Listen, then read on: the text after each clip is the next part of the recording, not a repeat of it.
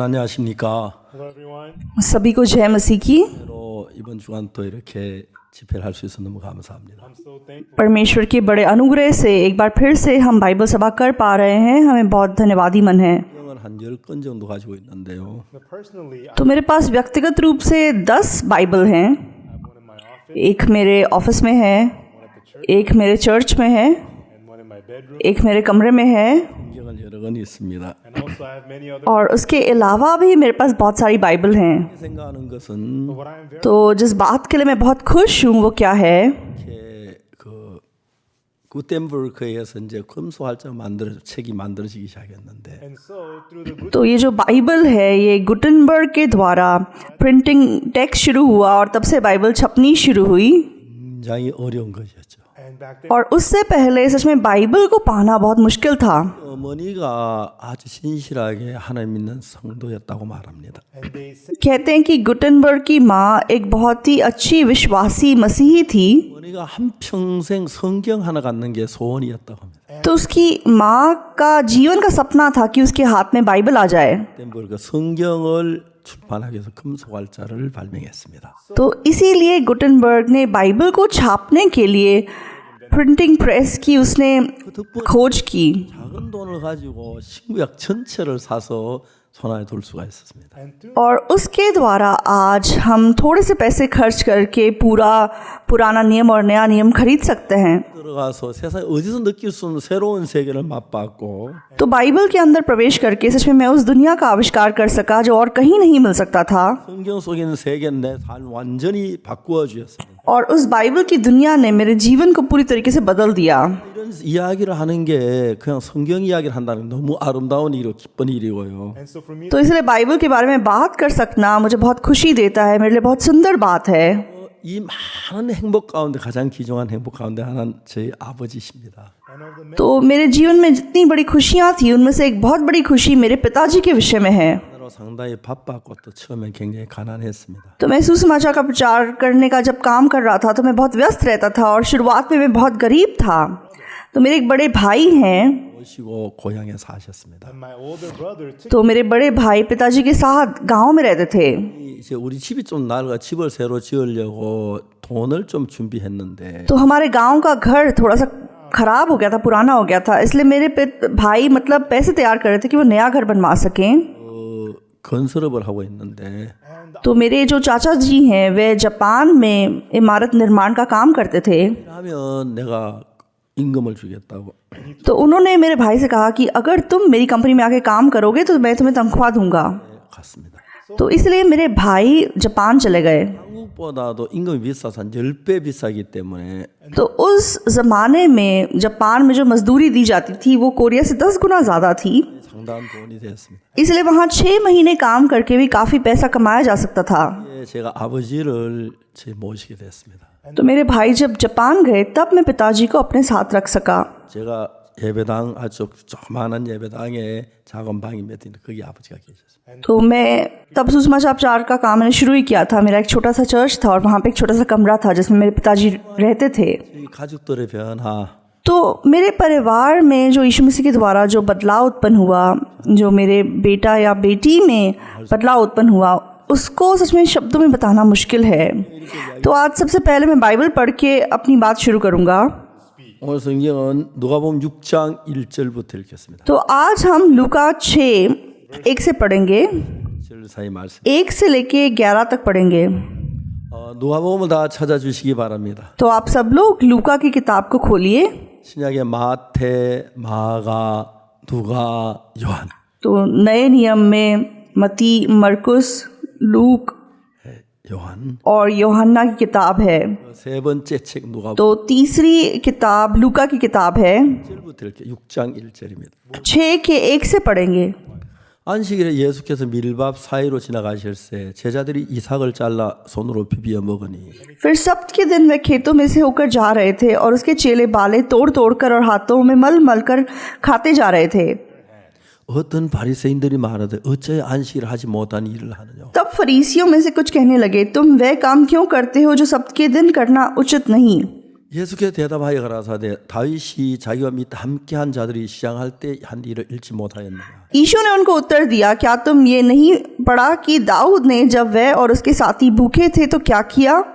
그가 하나님의 전에 들어가 다만 제사장 외에 먹지 못한 진설병을 집어 먹고 함께한 자들에게도 주지 아니하였느냐. वह कैसे परमेश्वर के घर में गया और भेंट की रोटियां लेकर खाई, जिन्हें खाना याजकों को छोड़ और किसी को उचित नहीं, और अपने साथियों को भी दी। 인자 또 가라사대 인자는 안식일의 주인이라 하시니까. और उसने उनसे कहा, मनुष्य का पुत्र सब्त के दिन का भी प्रभु है। 또 다른 안식일에 예수께서 회당에 들어가서 가르치실세 거기 오른손 마른 사람이 있는지라. ऐसा हुआ कि किसी और सब्त के दिन वह आराधनालय में जाकर उपदेश करने लगा, और वहाँ एक मनुष्य था जिसका दाहिना हाथ सूखा था। 서기관과 바리새인들이 예수를 송사할 병거를 찾으려 하여 안식일에 병 고치는가 엿보니 शास्त्री और फरीसी उस पर दोष लगाने का अवसर पाने की ताक में थे कि देखें वह सब्त के दिन चंगा करता है कि नहीं। 예수께서 저희 생각을 하시어 손 많은 사람을 이르시되 일어나 한가운데 서라 하시니 제가 일어서 परंतु वह उनके विचार जानता था, इसलिए उसने सूखे हाथ वाले मनुष्य से कहा, उठ बीच में खड़ा हो। वह उठा खड़ा हुआ। 저희 이르시되 내가 너에게 묻는 안식일에 선을 행하는 것과 악을 행하는 것 생명을 구하는 것과 멸하는 것 어느 것이 옳으냐 하시며 यीशु ने उनसे कहा, मैं तुमसे ये पूछता हूँ कि सब्त के दिन क्या उचित है, भला करना या बुरा करना, प्राण को बचाना या नाश करना? 물을 둘러오지 그 사람이 이르시되 내 손을 내밀라 하시니 제가 그리하며 그 손이 회복되 तब उसने चारों ओर उन सबों को देखकर उस मनुष्य से कहा, अपना हाथ बढ़ा। उसने ऐसा ही किया और उसका हाथ फिर चंगा हो गया। 가득하여 예수를 어떻게 처치할까 서로 오해. परंतु वे आपस से बाहर होकर आपस में बात करने लगे कि हम यीशु के साथ क्या करें। 볼때 가장 반가운 게 하나 있었는데 तो बाइबल में एक चीज़ मुझे बहुत पसंद है। 저는 제가 1944년에 태어났고요. तो मैं 1944 में पैदा हुआ था, 그 이듬해 일본에서부터 해방이 और मेरे पैदा होने के अगले साल हमारा देश जापान से आज़ाद हो गया। 10년도 제가 7살 때 우리나라 남북 큰 전쟁이 있었어요. और 1950 में जब मैं करीबन 7 साल का था तो हमारे देश में बहुत बड़ा युद्ध हुआ। 저들은 참 처참하게 살아. तो उस ज़माने में सच में हम बहुत दयनीय जीवन जीते थे।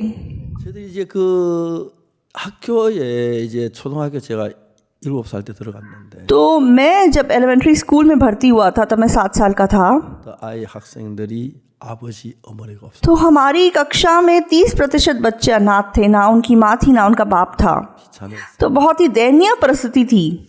그리고 이제 남자들이 없으니까 농사이 잘 안 돼서 많은 국민들이 배가 고파. और ज़्यादातर परिवारों में आदमी लोग नहीं थे, इसलिए लोग खेती नहीं कर पाते थे, इसलिए लोग भूखे रहते थे। 이 누가복음 읽을 때마다 तो जब जब मैं लूका की किताब पढ़ता हूँ, मुझे क्यों ये बहुत पसंद है। 옛날에 그때 저는 친구들 미리 막 익어갈 때 तो उस ज़माने में मैं अपने दोस्तों के साथ जब गेहूँ पकने वाली होती थी 가지고 तो हम गेहूँ के बाले तोड़ते थे 산 위에 올라가서 불을 나가 구워가지고 비벼서 먹었어. और पहाड़ के ऊपर जाते थे और आग लगा के उसको भूनते थे और छिलका निकाल के खा लेते थे। वो भी एक चोरी है।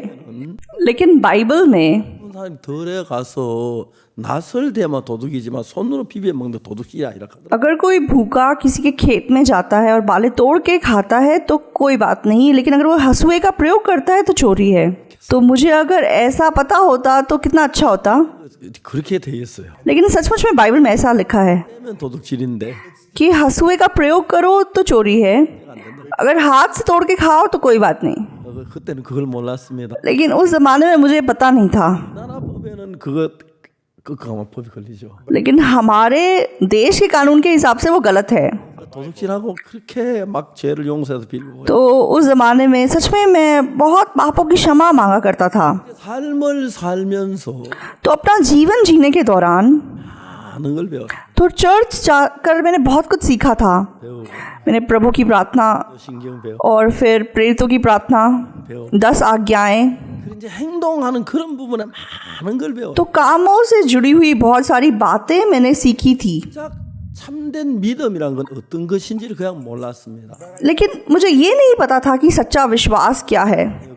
तो मैं मेहनत से चर्च जाता था, प्रार्थना करता था। 이제 그 지은 나머지 밀 꺾거나 다음에 가을에 저 사과나 감 따먹는 거 हाँ, जैसे जो पाप मैं करता था, किसी के खेत से गेहूँ चुरा के खाना या किसी के बाग से सेब तोड़ के खाना, 자주 도둑질했습니다. तो मुझे पता था कि वो गलत है, लेकिन वो बहुत स्वाद लगता था, इसलिए मैं उसको रोक नहीं पाता था। 내 마음에 죄로 남아 굉장히 나의 마음을 तो वो सब बातें पाप के रूप में मेरे मन में बाकी थी और मुझे बहुत दुख देती थी। 성경에서 성경을 읽었지만 तो चाहे मैं बाइबल को पढ़ता था, 성경성의 참된 하나님의 말씀 그 의미를 잘 못. लेकिन बाइबल में परमेश्वर के वचनों का स्पष्ट मतलब मुझे नहीं पता था। 저만 그런 게 대부분 목사님들이 저희들 그렇게 해가지고 तो ज्यादातर पास्टर लोग उस जमाने में हमें ऐसे ही सिखाते थे। 안식일 날 아무 일도 하지 마. तो सप्त के दिन के विषय में कहा गया है कि सप्त के दिन कुछ काम नहीं करना है। 왜 그러죠? तो क्यों ऐसा कहा गया है? 성경에 그렇게 말하니까. तो बाइबल में ऐसा लिखा है, 안식일을 기억하여 그날을 거룩하게 지키라. तो तुम सप्त के दिन को याद रखना और उसको पवित्र मानना। 모든 일을 하고 6 दिन में यहोवा ने आकाश और पृथ्वी और जो कुछ उनमें है सब कुछ बनाया और 7वें दिन विश्राम किया। इस कारण यहोवा के विश्राम के दिन को आशीष दो और उसको पवित्र ठहराया। 이나 여종이나 문 안에 유하는 तो तुम मतलब किसी भांति का कामकाज मत करना, ना तेरा बेटा, ना तेरी बेटी, ना तेरा दास, ना तेरी दासी, ना तेरा पशु, ना तेरा परदेशी, तेरे फाटकों के भीतर को। तो ये मतलब एक आज्ञा है, लेकिन बिना 뜻은 전혀 모르고 10 आज्ञाओं का असली अर्थ जाने बिना 우리가 알 수 있는 대로 그걸 지켜야만 한다고 생각하고 지키고 왔습니다. तो हम सोचते थे कि ठीक है, हमें इन 10 आज्ञाओं को मानना है।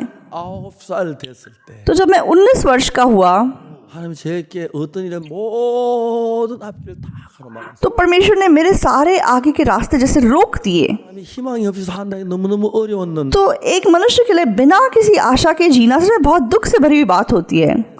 तो हम गरीब थे, स्कूल की पढ़ाई नहीं कर सकते थे, इसलिए मैंने स्कूल बीच में छोड़ दिया था। 어려운데 तो मैं गरीब था, भूखा था, मुश्किलों में था 살 수는 희망이 없이 하루를 산다니 너무너무 और मुझे बहुत दुख था कि आगे मेरे भविष्य के विषय में कोई आशा मेरे पास नहीं है। 그리고 내가 교회를 다녔지만 और चाहे मैं चर्च जाता था, 믿음은 어떻게 믿어야 하는지 लेकिन कैसे विश्वास रखना है, 죄를 짓지 말고 착하게 살고 그렇게만 알았지. तो मुझे बस यही पता था कि पाप नहीं करना है और अच्छे कामों को करना है। 성경을 읽어봤지만 तो चाहे मैंने बाइबल को पढ़ा था, 1800페이지나 되는 한국어 성경 तो बाइबल 1800 पेज में लिखी गई है कोरियन भाषा में।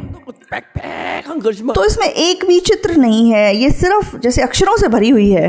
아무것도 안 하고 읽으면 तो अगर मैं कुछ काम ना करके बाइबल को पढूं 6일이면 성경 한 번을 읽어 तो मैं 6 दिन के अंदर बाइबल को पूरा पढ़ सकता हूँ। 시간씩 तो एक दिन में मान लो अगर मैं 10 घंटे पढूं, 1번 읽고 2번 읽고 3번 읽고 4번 읽었습니다. तो मैंने 1 बार, 2 बार, 3 बार, 4 बार बाइबल को पढ़ा। 그냥 성경을 읽고 알긴 하지만 तो चाहे मैंने बाइबल को पढ़ा था, मैं बाइबल को जानता था, 뭘 뜻하시는지 그걸 잘 लेकिन मुझे ये नहीं पता था कि ये बाइबल का मतलब क्या है। 교회에서 배운 건 열심히 착하게 하고 तो चर्च में जाके बस यही सीखा था कि मेहनत करनी है, अपने पापों की क्षमा मांगनी है और प्रार्थना करनी है और चंदा देना है, 신앙인이 된다고 말했어요. और अगर आप विश्वास करें तो फिर आप एक आत्मिक जीवन जीने वाले व्यक्ति हैं। बस यही हमने सीखा था, लेकिन बाइबल मुझे नहीं आती थी, उनको भी नहीं आती थी। 정말 저만 그런 게 아니고 तो सिर्फ मेरे साथ ऐसा नहीं था। 이렇게 두꺼운 성경을 다 모르니까 한 부분씩은 압니다. तो लोग इतनी मोटी बाइबल को हाथ में रखते हैं, लेकिन इसको नहीं जानते हैं, कुछ कुछ इसके हिस्से को जानते हैं, 그걸 깊이 इ해하지 못하니까 क्योंकि लोग गहराई के इसके अर्थ को नहीं समझते कि परमेश्वर क्या कहना चाहता है। तो ठीक है, हमने पाप किया, हाँ हमें इसकी क्षमा चाहिए, 야, 죄를 용서해다 빌기나 하고 तो इसलिए वो माफ़ी मांगते हैं कि ठीक है मेरे पाप क्षमा कर दो। तो मैंने भी ऐसा ही किया, लेकिन क्या मेरे पाप क्षमा हुए या नहीं हुए? 1년 2년 살았어요. तो इस प्रकार से मैंने 1 साल 2 साल अपना जीवन बिताया। 제가 19살 때였어요. तो 1962 में जब मैं 19 साल का था, 군 기술하사관에 지원을 했는데 तो मैंने फौज के एक तकनीकी स्कूल में अप्लाई किया था। 볼 때 너무 소망이 넘친 게 तो वहाँ भर्ती होने के प्रति मेरे मन में बहुत आशा थी, 사관이 되면은 क्योंकि अगर मैं वहाँ पे काम करता 학교를 다닐 수 있고 तो मुझे तनख्वाह मिलती और मैं रात को स्कूल में पढ़ सकता था। 학비가 충분히 되고 तो वहाँ की तनख्वाह मेरी पढ़ाई के लिए काफ़ी थी। 그럼 내가 이제 대학을 졸업하고 나서 और वहाँ से पास होने के बाद जब मैं फौज से बाहर निकलूँगा 아주 그냥 살만 하고 तो मुझे कोई और नौकरी मिल जाएगी। 그래서 저는 이제 기술하사 지금 तो इसीलिए मैंने उस तकनीकी स्कूल के लिए अप्लाई किया। 외과 뭐 이비인후과 다 합격. तो मेरा फिजिकल चेकअप हुआ और अलग अलग डिपार्टमेंट के फिजिकल टेस्ट मैंने पास कर लिए. 아주 썩 좋은 편은 아니지만 तो मैं बहुत ज़्यादा तंदुरुस्त तो नहीं था, 근데 별 लेकिन कोई ज़्यादा बड़ी समस्या नहीं थी. 치과에서 문제 लेकिन जब मैं दांतों के डॉक्टर के पास गया तो वहाँ समस्या हो गई. 작은 끝이 깨졌는데 तो मेरे सामने का दांत हल्का सा टूटा हुआ था. 자세히 한번 표가 잘 안 날 정도의 तो जब तक आप ध्यान से ना देखो पता नहीं चलता था. 그걸 군의관이 꼬집을 줄은 몰랐습니다. लेकिन मैंने कभी नहीं सोचा कि फौज का डॉक्टर उस वजह से मुझे रिजेक्ट कर देगा. मैं लगभग वहाँ सेलेक्ट हो गया था, लेकिन जब मैं दांतों के डॉक्टर के पास गया 군의관 제 카드에다 사인을 하나 तो उसने कुछ नहीं बोला. उसने मेरे कार्ड पे जब साइन किया 진지를 몰랐습니다. तो मुझे समझ में नहीं आया इसका मतलब क्या है. 잘 모르는 뭐 하여튼 그랬습니다. तो पर उसने कुछ मतलब साइन किया मेरे कागज़ के ऊपर और वो मेरे दोस्तों से अलग था. 이빨이 तो मैंने अपने दोस्त के दांत देखे तो उसके दांत बिल्कुल ठीक थे. तब मुझे पता चला कि मुझे रिजेक्ट कर दिया गया है. तो मैं जाके डॉक्टर से मैंने बात की, प्लीज़ मेरी मदद कर दीजिए. नहीं, मैं माफ़ी चाहता हूँ. अगर पीछे का दांत होता तो अलग बात थी. 어떻게 도와주냐. तो तुम्हारा सामने का दांत टूटा हुआ है, मैं कैसे तेरी मदद करूँ. 정말 그때 이빨을 다시 해놓을 수 있으면 좋은데 해놓을 돈도 없어. तो तब अगर मेरे पास थोड़े बहुत पैसे होते कि मैं नया दांत लगवा लूँ तो अच्छा होता, लेकिन उतने पैसे मेरे पास नहीं थे. तो बहुत मेरी आशा उस चीज़ पे लगी हुई थी. 일본 작은아버지 회사에 들어가려고 생각을 해. तो उससे पहले मैंने जापान अपने चाचा जी के कंपनी में जाके काम करने की सोची थी. 여의치 않았어. लेकिन उस ज़माने में सच में कोरिया से जापान जाना आसान नहीं था. मैंने एक स्मगलिंग जहाज़ में बैठ के जाने की भी कोशिश की, लेकिन वो भी नहीं हो पाया. तो तब सच में मैं बहुत निराशा में गिर गया. मुझे लगा क्योंकि मेरे अंदर इतना पाप है इसलिए परमेश्वर ने श्रापित किया है, और मुझे नहीं पता था कि कैसे पापों की क्षमा पानी है. तो मैं रोज़ चर्च जाता था, 여전히 죄 속에 있었어. लेकिन फिर भी मैं पाप में था. 자, 여러분 저는 이 성경을 내가 지금까지 보아왔던 눈하고 다른 눈으로 볼 수 있는 시간이 있었어. तो सचमुच मेरे जीवन में एक टाइम था जब मैं बाइबल को बिल्कुल नई आंखों से देख पाया. 십계명을 잘 지키면 복을 얻는다고. तो हम कहते हैं कि 10 आज्ञाओं का पालन करो तो हम मतलब आशीष पा सकेंगे. तुम मुझे छोड़ दूसरों को ईश्वर करके ना मानना. तुम अपने लिए कोई मूर्ति खोद कर ना बनाना. तुम परमेश्वर के नाम को व्यर्थ मत लेना और सब्त दिन को तुम याद रखना. तुम अपने पिता और माता का आदर करना. तुम खून ना करना, व्यभिचार ना करना, चोरी ना करना, किसी के विरुद्ध झूठी साक्षी ना देना, किसी के घर का लालच ना करना. तो हमें इन आज्ञाओं को मानना था, 저 거짓말 많이 했습니다. लेकिन मैंने बहुत झूठ बोले थे. 남 사과밭에 사과 딱 도둑질도. और मैंने और दोस्तों ने मिल के बहुत सारे बागों से सेब तोड़े थे, चोरी की थी. इसलिए मैं हमेशा एक पापी था. 그냥 막 예를 तो सब्त के दिन को मानने की मैंने बहुत कोशिश की थी, लेकिन मुझे नहीं हो पाया. 근데 이제 성경을 제가 60시간이면 한 번 읽기 때문에 तो बाइबल मैंने बताया था कि 60 घंटे में पूरी बाइबल को पढ़ा जा सकता है. 한 주간 동안 아무것도 안 하면 성경 한 번을 읽어요. तो एक हफ्ता अगर आप कुछ काम नहीं करेंगे और बाइबल पढ़ेंगे तो पूरी बाइबल ख़त्म कर लेंगे. 읽고 가다가 तो जैसे मैं बाइबल को बार बार पढ़ता चला गया 성경의 말씀 이사야 34장 16절. तो बाइबल यशाया 34 अध्याय के 16 वचन को एक दिन मैंने देखा. 놀라운 성경 한 तो 마디. यहाँ बहुत ही अद्भुत परमेश्वर का एक वचन है. 너희는 여호와의 책을 자세히 읽어보라. यहोवा की पुस्तक से ढूंढ कर पढ़ो. 그것들이 하나도 빠진 것이 없고 하나도 짝이 없는 것이 없으리니 इनमें से एक भी बात बिना पूरा हुए ना रहेगी, कोई बिना जोड़ा ना रहेगा. 명하셨고 그의 신이 이것들을 모아. क्योंकि मैंने अपने मुंह से आज्ञा दी है और उसी की आत्मा ने उन्हें इकट्ठा किया है. 여러분 이 성경은 뭐야? 이 성경은 전부 다가 하나님의 말씀인데 तो ये बाइबल पूरी की पूरी परमेश्वर का वचन है. 성경 전부 다 빠진 것이 없고 짝이 없는 것이 없다. तो यहाँ लिखा है कि इनमें से एक भी बात बिना पूरा हुए ना रहेगी, कोई बिना जोड़ा ना रहेगा. तो जोड़े का मतलब क्या है? 남자와 तो 여자. जैसे आदमी और औरत. 근데 사람 여자만 있어서 애기 못 낳죠. तो औरत अकेली बच्चा पैदा नहीं कर सकती. 여자가 애기를 낳지만 चाहे औरत बच्चा पैदा करती है, 있어야 애기를 낳는 거예요. लेकिन बच्चा पैदा करने के लिए आदमी का होना ज़रूरी है. 합쳐져야 온전한 이제 삶이 시작되는 거죠. तो जब आदमी और औरत एक होते हैं तो एक सिद्ध जीवन, एक पूरा जीवन शुरू होता है। 저하고 결혼을 했습니다. तो मेरी पत्नी और मेरी जब शादी हुई 내가 저한테 결혼을 제일 잘한 게 하나 있습니다. तो शादी के बाद मेरी पत्नी ने जो सबसे अच्छा काम मेरे लिए किया है वो क्या है? 딸하고 잘난 아들 하나 낳아. उसने सबसे प्यारी बेटी और सबसे अच्छे बेटे को मेरे लिए पैदा किया है। 제가 뭐 죽었다 깨나도 안 되는데 तो मैं कितनी भी जान लगा लूं, मैं खुद से ऐसा नहीं कर सकता। 결혼했을 때 아내가 아기를 낳아. लेकिन जब मेरी और पत्नी की शादी हुई तो मेरी पत्नी बच्चे पैदा कर सकी। 그래서 사람이 남자와 여 짝이 있어서 짝이 이루어져서 뭐가 만들어지듯 तो इसलिए आदमी और औरत जोड़ा है, जब वो मिलते हैं तो उससे कुछ उत्पन्न होता है। 하나 가지고 성경이 잘 이해가 안 갈 때 그 इसलिए बाइबल के एक वचन को जब आप समझ नहीं पाते 부분에 다른 짝을 딱 맞출 때 아, 이게 이렇게 성경이 돼 가는구나. 그걸 아는 거예요. तो उसी वचन का जब आप जोड़ा बाइबल में ढूंढ लेते हो तब आपको समझ में आता है कि हाँ, इसका मतलब ये हुआ। 책을 자세히 읽어 봐라. इसलिए वचन कहता है कि यहोवा की पुस्तक को ढूंढ कर पढ़ो, 하나도 빠진 것이 없고 इनमें से एक भी बात बिना पूरा हुए ना रहेगी, 또 짝이 없는 것이 없으리니 कोई बिना जोड़ा ना रहेगा। 이는 여호와의 입이를 명하셨고 क्योंकि मैंने अपने मुंह से ये आज्ञा दी है 이것들을 모으셨습니다. और उसी की आत्मा ने उन्हें इकट्ठा किया है। 이건 내 이야기 성경 이야기입니다. तो ये मेरी बात नहीं है, ये बाइबल की बात है। 아니네 성경에서 짝을 모르고 어떤 분 아무리 알아도 그건 아는 게 아닙니다. तो बाइबल में अगर हम किसी वचन के जोड़े को नहीं जानते, इसका मतलब हम उसको ठीक से नहीं जानते।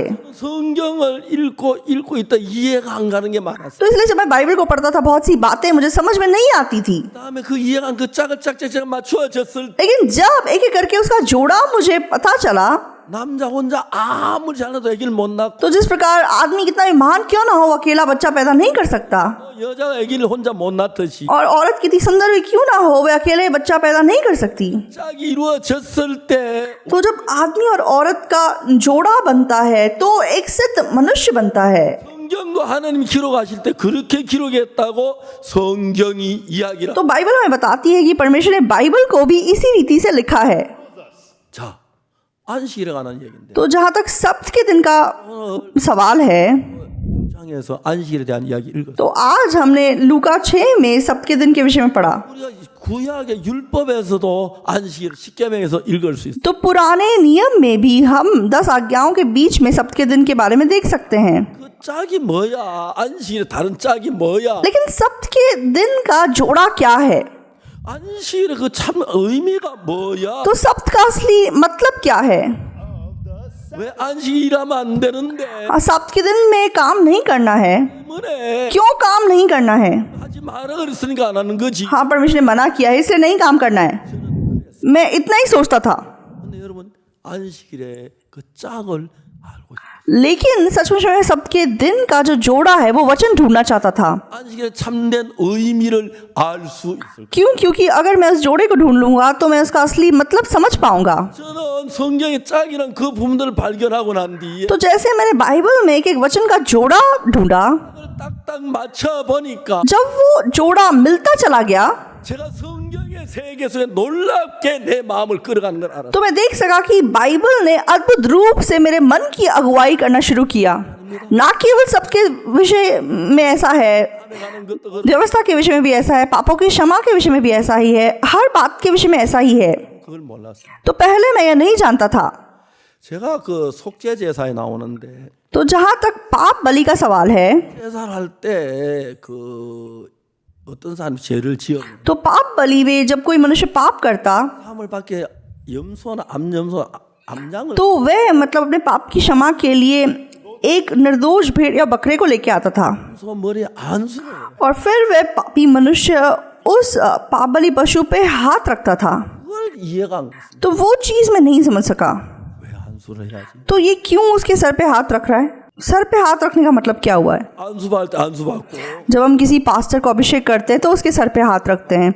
जब कोई एल्डर अभिषेक होता है तब हम उसके सर पे हाथ रखते हैं। 있고 안 안수 지사 그렇죠? और कोरिया में जो डीकन लोग हैं उनको भी अभिषेक किया जाता है। 이 안수를 목사가 될 때 안수하고 장로가 될 때 안수하는데 तो जब कोई पास्टर बनता है या कोई एल्डर बनता है तो तुम उनका अभिषेक करते हो, 왜 안수를 받아야지? तो यहाँ भेड़ के सर पे क्यों हाथ रखा जा रहा है? 지가 건방진 놈이 뭐 양이란 놈이 지가 목사 돼 장로가 돼. तो भेड़ क्या घमंडी बन रही है और पास्टर बनने की, एल्डर बनने की कोशिश कर रही है?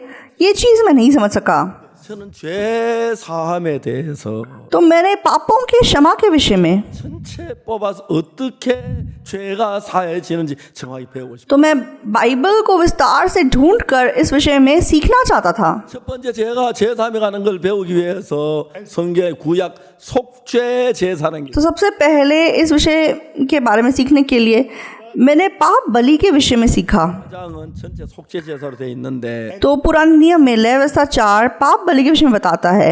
वहाँ 4 प्रकार की पाप बलि है। 제사장이 죄를 지었습니다. जब कोई याजक पाप करे, 그다음에 이스라엘 온 회중이 죄를 지었습니다. जब इज़राइल की सारी मंडली पाप करे, 죄를 지었 और जब कोई प्रधान पुरुष पाप करे, और जब कोई साधारण मनुष्य पाप करे, तो अलग अलग प्रकार की पाप बलि थी। लेवी व्यवस्था 4 में विस्तार से लिखा हुआ है।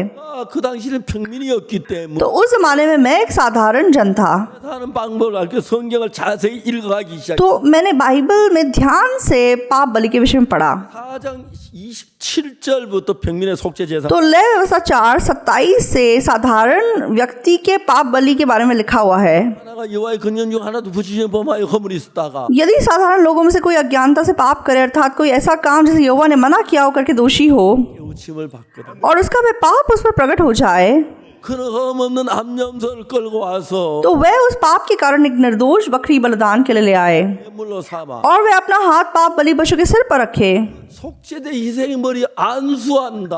और होम बलि के स्थान पर पाप बलि पशु का बलिदान करे। 염소 머리에 안수를 한다. तो पाप बलि पशु के सिर पर हाथ रखे। 염소 머리 안수를 해야지. तो क्यों पाप बलि पशु के सिर पे हाथ रखना है? 하는 거야. इसका मतलब क्या हुआ? 저는 그냥 성경 그냥 이런 그 정말 의미를 알아야 안수라는 의미를 알아야 우리 성경을 아는 건데. तो मुझे इसका मतलब समझना जरूरी था ताकि मैं समझ सकूं कि क्या कहने की कोशिश कर रहा है। 한다. हाँ, पाप बलि पशु के सर पे हाथ रखना था। 알아야 무슨 소용이 있어요? तो सिर्फ उतना जानने का क्या फायदा था? 안수라는 거야. तो सर पे हाथ रखने का मकसद क्या है? 짝을 찾아야죠. तो उसका जोड़ा मुझे ढूंढना था। क्यों सर पे हाथ रखा गया? 그걸 정말 몰랐어. तो मुझे सच में नहीं पता था। 신구약은 몇 번 읽었는데 तो मैंने पुराना नया नियम बहुत बार पढ़ा, 죄송하지만 그 해답도 읽으면서 모르고 그냥 지나갔어요. तो मैं पढ़ता रहा लेकिन वो जवाब मैं नहीं खोज पाया। 지난 뒤에 3 साल के बाद 놀라운 사실을 봤어요. तो एक अद्भुत सच्चाई का आविष्कार मैंने किया। 16장 21절 लेवी व्यवस्था 16 के 21 में 나오는 거예요. तो जवाब लिखा हुआ था। 그 정확하게 해답이 나오는 거예요. तो वहां पे स्पष्ट रूप से जवाब था।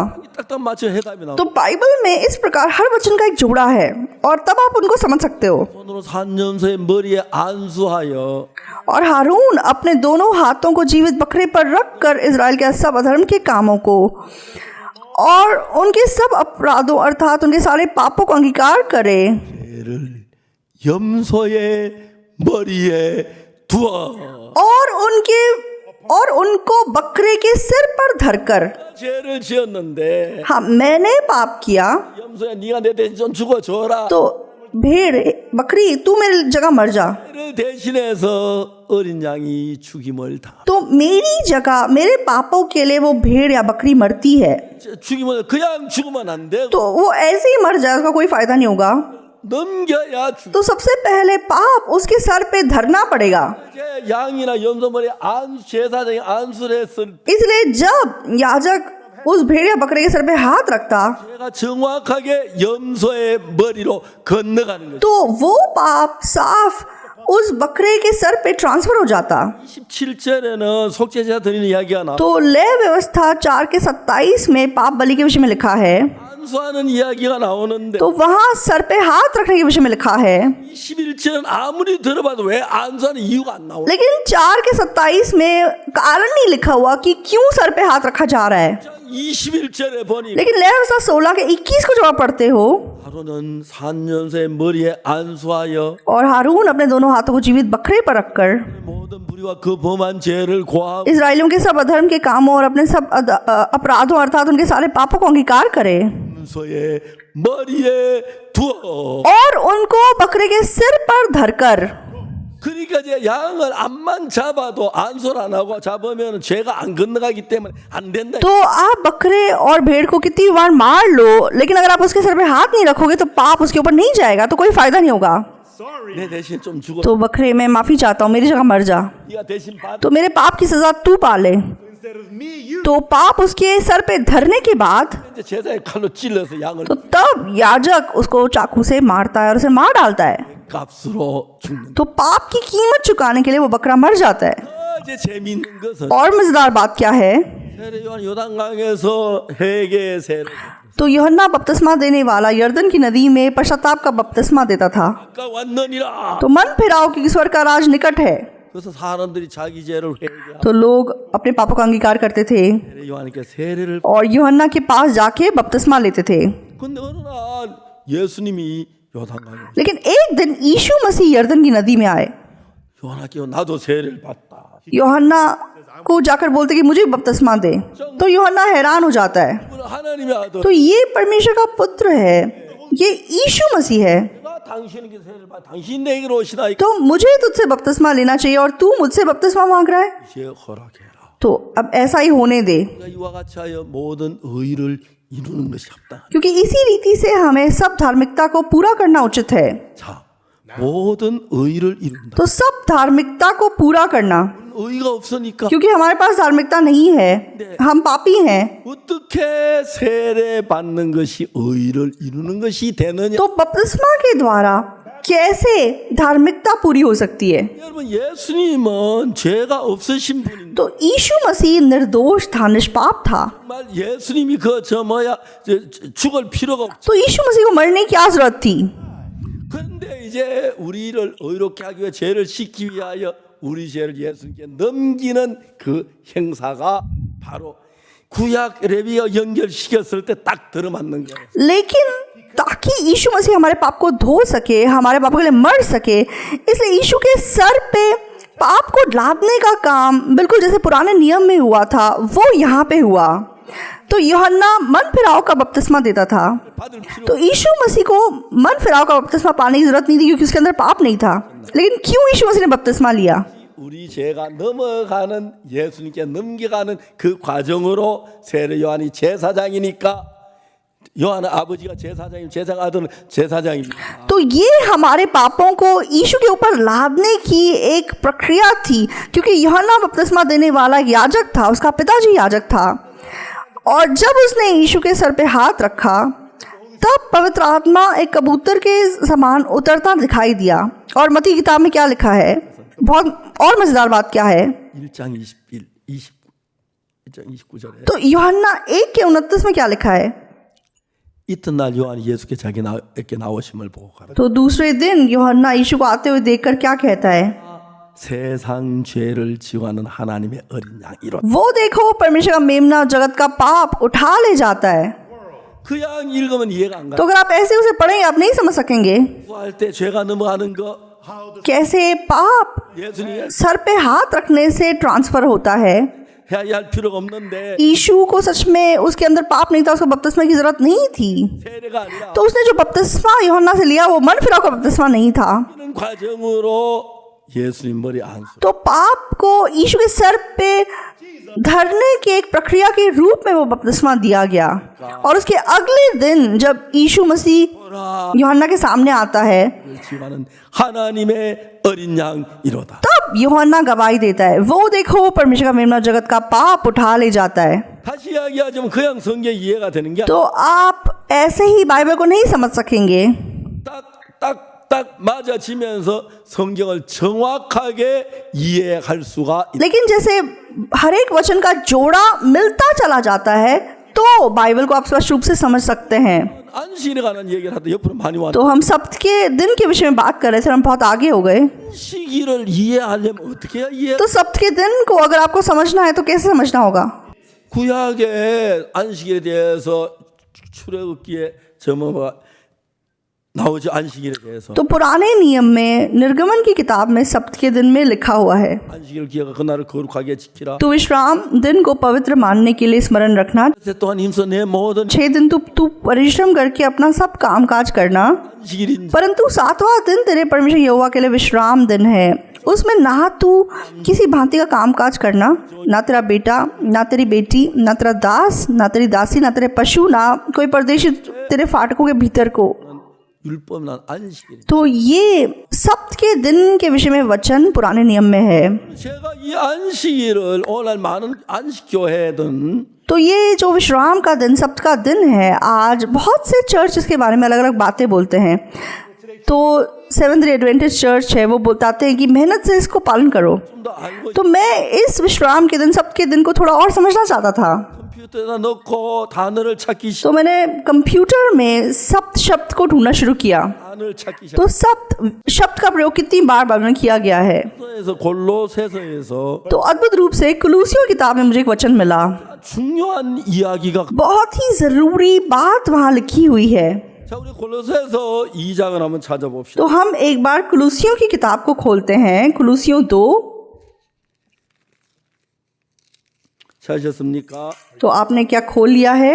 자, 골로새 2장 16절을 보면은 तो कुलूसियों 2 का 16 अगर आप देखेंगे तो वहाँ पे क्या लिखा हुआ है? 먹고 마시는 것과 절기나 월삭이나 안식일이나 누구든 너희를 편론하지 못하게 하라. इसलिए खाने पीने या पर्व या नए चांद या सप्त के विषय में तुम्हारा कोई फैसला ना करे। 17절에 17 में, 이것들은 장래일의 그림자이나 क्योंकि ये सब आने वाली बातों की छाया हैं, 몸은 그리스도의 것이니라. पर मूल वस्तुएं मसीह की हैं। 자 이게 안식일을 지키는 게 실체가 아니고 장래일의 어떤 뭘 의미해주는 그림자라는 겁니다. तो यहाँ बताया गया है कि सप्त का जो दिन है वो आने वाली बातों की छाया है। 그렇게 있습니까? तो क्या आपके बाइबल में भी ऐसे लिखा है? 그렇죠. सही है। 여러분 골로새서는 안 보고 그냥 출애굽기에 나오는 안식일만 보면은 तो अगर आप कुलूसियों के शब्द को नहीं देखेंगे और सिर्फ निर्गमन की किताब में सप्त के विषय में पढ़ेंगे, 매주 그 토요일이 안식일인데 तो असलियत में शनिवार सप्त का दिन होता है। 성경에서는 하루가 시작이 해가 지면 새로운 날이 시작됩니다. तो बाइबल में यहूदियों के लिए जिस दिन जब सूरज डूबता है तो दिन की शुरुआत होती है। 그때부터 안식일이 시작되는데 तो शुक्रवार को जब सूरज डूबता है तब से सप्त शुरू होता है, 토요일 저녁 해질 때까지가 안식일입니다. और शनिवार जब तक सूरज डूब नहीं जाता तब तक सप्त रहता है। 자, 이제 그런데 이것은 하나의 실체입니까? 그림자입니까? लेकिन क्या ये असलियत है या सिर्फ परछाई है? 대답해 보세요. आप जवाब दीजिए। 실체랍니까? 그림자입니까? तो क्या ये सच्चाई है या सिर्फ परछाई है? 그림자입니다. तो ये सिर्फ परछाई है, छाया है। 그러면 안식일 지킨다는 웃기는 거죠. तो इसलिए ये कहना कि सबके दिन का पालन करो बहुत हंसी की बात है। 그걸 의미하는 그림자라고 성경이 이야기합니다. तो बाइबल साफ हमें बताती है कि ये छाया है, किसी और बात की छाया है। 그렇지 않습니까? तो बाइबल साफ हमें बता रही है। 안식일 그림자라고 말하죠. 그 तो बाइबल में लिखा है कि सप्त का दिन आने वाली बातों की छाया है। 여러분 성경도 그렇게 말합니까? आपकी बाइबल में भी कैसा लिखा है? 그럼 안식일 지킨다 하는 그게 진짜 잘하는 겁니까? तो फिर सप्त के दिन का पालन करो, क्या ये अच्छी बात है? 성경을 한쪽만 봐서 그 짝을 찾아서 정확히 알아야 돼. तो बाइबल के एक हिस्से को आपको नहीं देखना, उसका जोड़ा ढूंढ के इस पूरी बात को देखना है। 모르고 그냥 성경 아는 사람들이 तो जो लोग ऐसी बातों को ना जानकर 이런 이야기 कच्चे पक्के तरीके से बाइबल को जानते हैं, वो मतलब दूसरों के बारे में बोलते हैं, हाँ ये गलत शिक्षक हैं, ये है वो है, बकवास बातें बोलते हैं। क्यों? क्योंकि वे बाइबल को नहीं जानते। 여러분 우리는 남자만 봐서 이 사람을 다 알 수가 없고 तो हम सिर्फ आदमी को देख के इंसान को समझ नहीं सकते, 만 봐도 사람을 다 알 수가 없어. हम सिर्फ औरत को देख के इंसान को समझ नहीं सकते। 여자가 짝이 됐을 때 그때 정확한 사람을 알 수가. तो आदमी और औरत का जब जोड़ा बनता है तब हम समझ सकते हैं कि हाँ इंसान ये होता है। 율법에 나오는 제 사는 안식일 기억 거룩하게 지키라 그것만 알아야 되는 게 아니고 तो हमें सिर्फ पुराने नियम निर्गमन की किताब में जो लिखा है विश्राम के दिन को पवित्र मानो, सिर्फ उतना नहीं देखना है, उस बारे में और क्या लिखा हुआ है वो भी समझना जरूरी है। 자, 이제 골로새서가 그 짝인데 तो कुलूसियों में जो वचन है वह उस वचन का जोड़ा है। कुलूसियों के वचन में क्या लिखा है? 먹고 마실 안식이나 월삭이나 절기나 월삭이나 안식이나 누구 너희를 편하지 말라. इसलिए खाने पीने या पर्व या नए चांद या सप्त के विषय में तुम्हारा कोई फैसला ना करे। 이런 거 이거 뭐 따지고 다투고 하지 말라는 것이. तो इसको लेके बहस करना मतलब ये वो बोलना मत करो, क्योंकि ये मूल वस्तुएं नहीं है। सही है, 장래 일의 그림자이다. ये सिर्फ आने वाली बातों की छाया है। 아멘. आमेन। 아멘 되는 손 들어보시죠. अगर आप आमेन कह सकते तो हाथ खड़ा कीजिए। 예, 아멘. 예, 맞습니다. आमेन, सही है। 장래 일의 그림자라는 거. बाइबल इसे आने वाली वस्तुओं की छाया बता रही है। 의미가 없는 겁니다. तो इसलिए सप्त का पालन करो, उसका कोई मतलब नहीं है। 뭐가 그림 무슨 그림자냐? तो ये किस बात की छाया है? 예수 그리스도의 그림자. ये मसीह की छाया है। 아멘. आमेन, 아멘. आमेन। 자, 이제 하나님은 तो परमेश्वर 율법을 통해서 व्यवस्था के द्वारा 자, 예수님 오시면 어떤 일이 일어날 걸 이야기하시는 겁니다. वह हमें बताता है कि आगे को क्या होने वाला है जब यीशु मसीह आएगा। 잡잖아, 그죠? तो पुराने नियम में भेड़ या बकरे को मारा जाता था। 잡아 양의 피를 문설주에 바르면 तो जब आप भेड़ या बकरे को मारते थे और 죄 있는 사람 살아 있으면 죽습니까? उसको मतलब अपने द्वार की चौखट पे लगाते थे, तो जो उस घर में थे वो जीवित रहते थे या मर जाते थे? वो जीवित रहते थे। 그러나 여러분 그 피를 칠하면 죽습니다. लेकिन अगर आप उसके लहू को अपनी चौखट पे नहीं लगाएंगे तो आप मर जाएंगे। इसका मतलब क्या है? तो पुराने नियम में वो मेमना यीशु मसीह को दर्शाता है। 피 흘려 죽으심은 우리를 죄에서 멸망에 구원한 그걸 तो ये दिखाया गया कि यीशु मसीह कैसे आगे आएगा और अपने लहू के द्वारा हमारे पापों को छुड़ाएगा। 말은 이 안식일에 참된 뜻은 뭡니까? तो फिर सप्त के दिन का असली मतलब बाइबल में क्या है? 자, 하나님 현재 보이지 않는 장차 올 것을 미리 보여주기 위하여 안식일을 정했다. तो आने वाले वस्तुओं को हमें पहले से दिखा देने के लिए परमेश्वर ने सबका दिन दिया। आप आमीन कह सकते हैं? 성경이 그렇게 말하죠. तो क्या बाइबल आपको ऐसा बता रही है?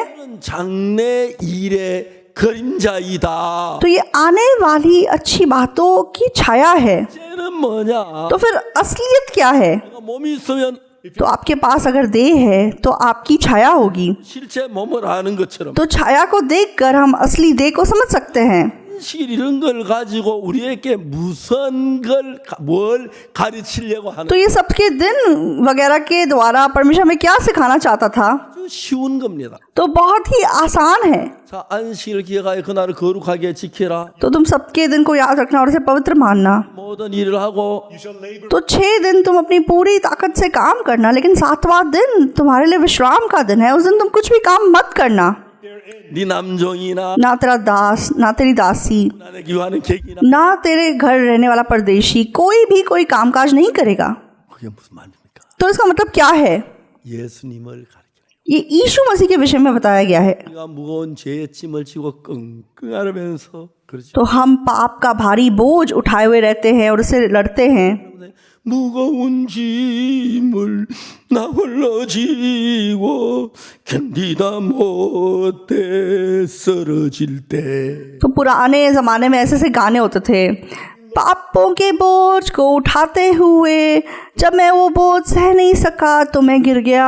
आपने ऐसे गीत गाए हैं? 나 그런 찬송 많이 불렀어요. तो पुराने दिनों में हम ऐसे गीत बहुत गाते थे। 짐을 나 홀로 지고 견디다 못해 쓰러질 때 वो भारी बोझ अकेले उठाते हुए जब मैं बर्दाश्त नहीं कर सका तो मैं गिर गया। 무거운 짐을 지고 하다가 तो भारी बोझ को उठाते हुए 안식일을 만나면 तो जब आप विश्राम के दिन को मिलते हैं 벌써 버린다는 이야기. तो आप अपना सारा बोझ नीचे रख सकते हैं।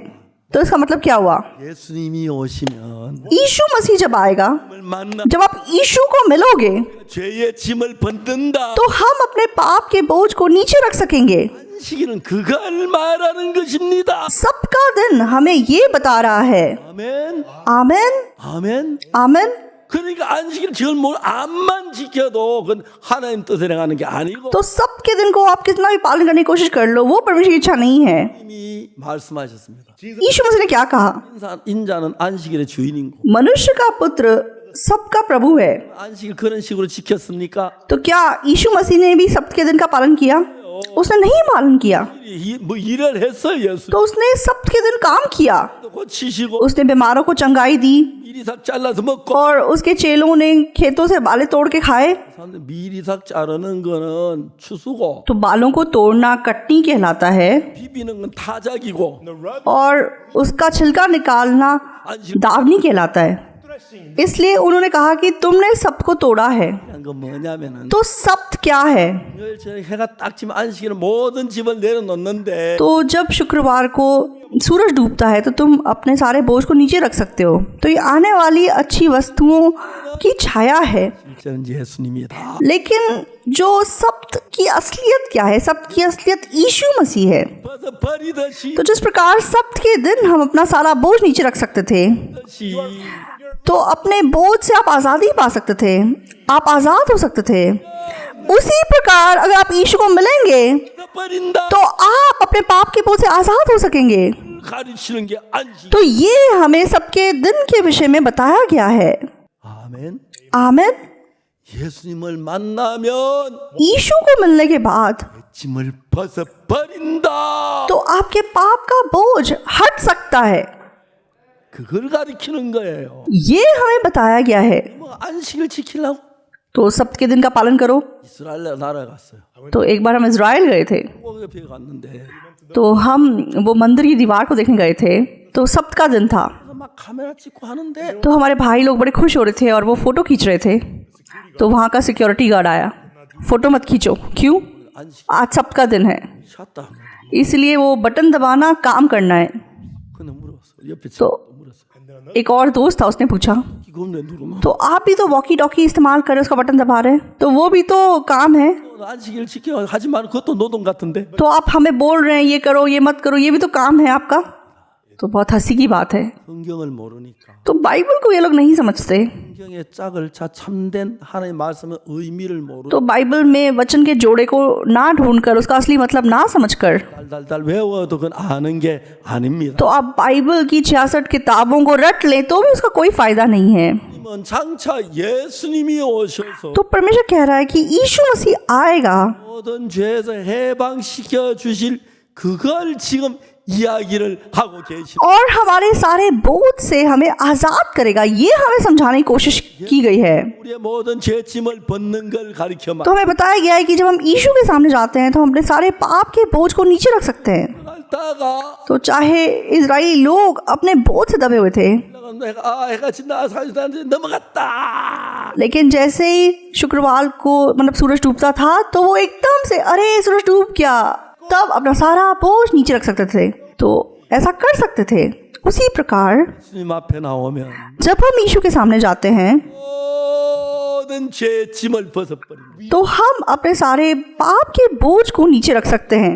주여 तो आज बहुत से लोग चर्च जाते हैं, 용서해 주옵소서. हे प्रभु मेरे पाप क्षमा कर दे। 지머지 고통의 큰 안식일을 범하는 거예요. तो वो अपने बोझ को भी उठाए हुए हैं, वे असल में वे सब्त का उल्लंघन कर रहे हैं, क्योंकि ये सब्त का असली अर्थ है। इसलिए यीशु मसीह ने क्या कहा? 짐진자다 다 내게로 오라. तो परिश्रम करने वाले बोझ से दबे हुए लोगों मेरे पास आओ, 이게 하리. मैं तुम्हें विश्राम दूंगा। 맞아요. सही है, 예수님 안식일의 주인 맞지? यीशु मसीह सब्त का प्रभु है। सही है।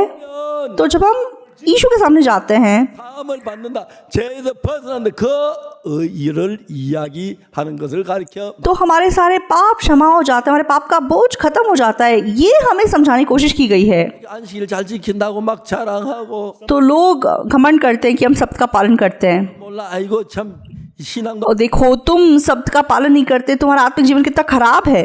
그냥 옛날 안식일 지키라고 했는데 तो पुराने जमाने में वो लोग सब्त का दिन मानो, उनको ऐसा बताया गया था। 세상에 딱 가면 짝이 딱 나오는데 लेकिन जब हम कुलूसियों की किताब में उस वचन का जोड़ा ढूंढ लेते हैं तो हमें पता चलता है कि वे आने वाली वस्तुओं की छाया है। जैसे सब्त के दिन लोग अपने बोझ को नीचे रख सकते थे, क्योंकि सब्त का प्रभु यीशु मसीह है, 힘을 벗는 걸 가리켜 말한다. तो हमें ये समझाया गया है कि यीशु के सामने हमारे पाप का सारा बोझ हम नीचे रख सकते हैं। इसलिए यीशु मसीह ने कहा, 무거운 짐진 자들아 다 내게로 오라. परिश्रम करने वालों, बोझ से दबे हुए लोगों, मेरे पास आओ, 내가 너희를 쉬게 하리라. मैं तुम्हें विश्राम दूंगा। 아멘. आमीन। 안식일의 주인은 예수님입니다. सब्त का प्रभु यीशु मसीह है। 벗어버리듯이 तो जिस प्रकार सब्त के दिन सारा बोझ नीचे रख सकते थे, जब हम यीशु को मिलते हैं 죄에서 해방을 받는 걸 가리켜 말하는 तो हमें दिखाया गया है कि कैसे हमारे सारे पाप से हम आज़ाद हो सकते हैं। 이렇게 짝이 있어 이렇게 딱딱 연결돼서 하나님의 참된 의미를 알아야 तो बाइबल में एक एक वचन के जोड़े को ढूंढकर हमें सच्चे अर्थ को समझना है। 이제 어떻게 예수님 앞에 우리가 와서 죄에서 해방을 받습니까? तो हम कैसे यीशु मसीह के सामने आके पापों से आज़ाद हो सकते हैं? 우리 죄를 해방시키시는 분이 तो यीशु मसीह सच में हमारे पापों से आज़ाद करने वाला जन है। 때 जब हम उस पर विश्वास रखते हैं 죄에서 벗어나고 तो हम अपने पाप से आज़ाद हो जाते हैं 된 자유를 얻는 것이 और सच्ची स्वतंत्रता को हम पा सकते हैं। 1962년 10월 7일 날 तो 1962 जुलाई 7 को 저 놀랍게 제가 예수 피로 죄 사함 तो मैंने परमेश्वर के अनुग्रह से यीशु मसीह के लहू से नए सिरे जन्म पाया। 그때부터 내가 성경을 보는 눈이 지금까지 보아왔던 눈하고 전혀 다르다. तो उस दिन से जिस तरीके से मैंने बाइबल को देखा, मेरी आंखें बिल्कुल बदल सकी। 요한복음 8장에 가늠한 여자가 나왔습니다. तो यूहन्ना 8 में हम व्यभिचार में पकड़ी गई स्त्री को देखते हैं। शास्त्रियों फरीसियों ने इसको देख के क्या कहा, वो यीशु के पास ले आए। 가늠하다 현장에 잡혔습니다. तो ये स्त्री व्यभिचार करते हुए पकड़ी गई। 율법이란 자 돌로 치라 명하였거니와 मूसा ने व्यवस्था में हमसे कहा है कि ऐसी स्त्री पे पथराव होना चाहिए, 어떻게 말하겠다. लेकिन हे गुरु, तू इसके विषय में क्या कहता है?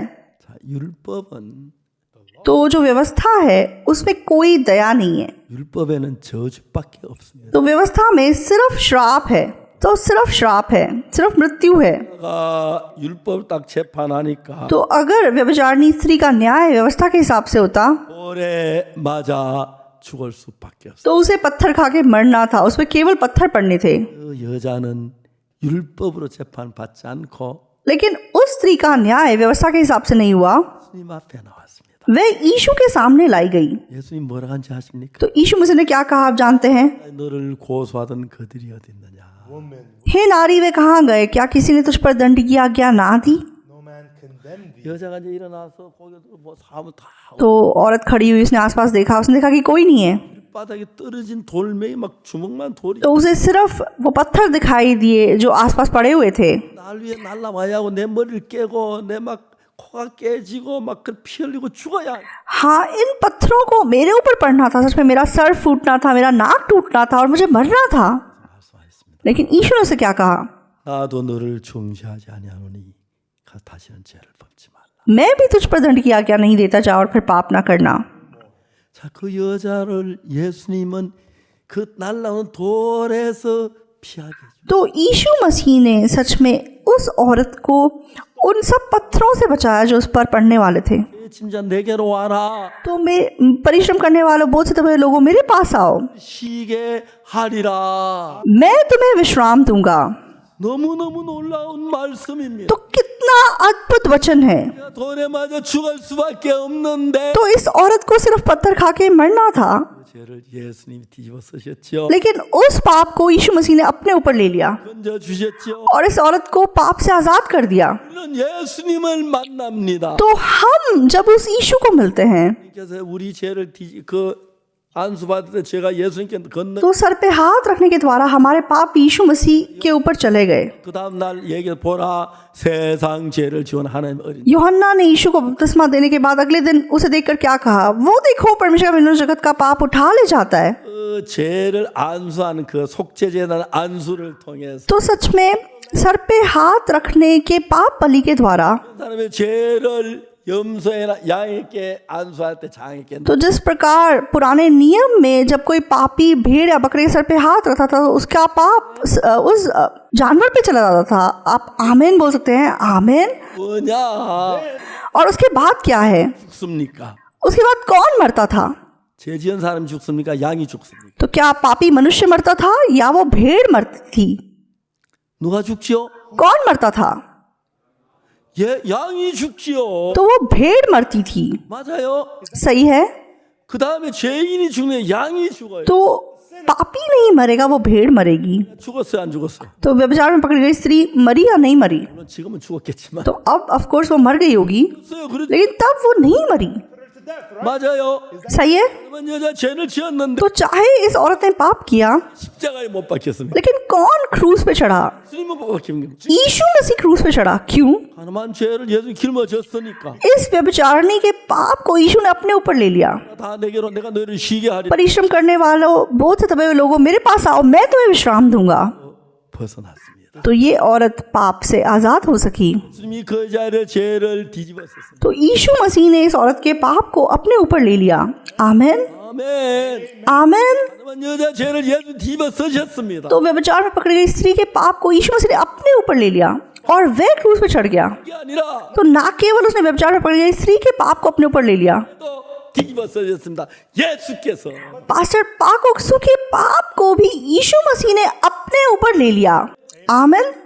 통역하는 박방은 목사 죄도 예수님 뒤집어쓰고 십자가에 못 박혔어요. तो ट्रांसलेट करने वाले जोसेफ पार्क पास्टर के पाप को भी यीशु मसीह ने अपने ऊपर ले लिया।